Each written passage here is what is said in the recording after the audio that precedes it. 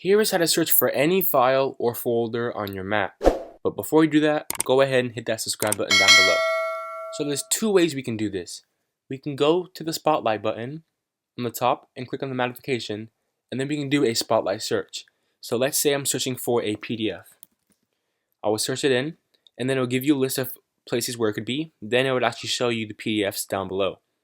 Now if you can't find it on here, we're going to go open up Finder, and then in the search bar we're going to search up for your item. So I'll search up PDF, and then it will have all the PDF files.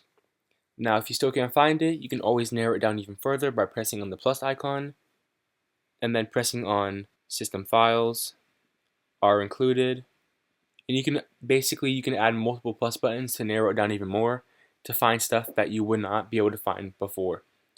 So I can just do this, System Files, I can search up Other, PDF, and then I'll search up for the PDF in my files.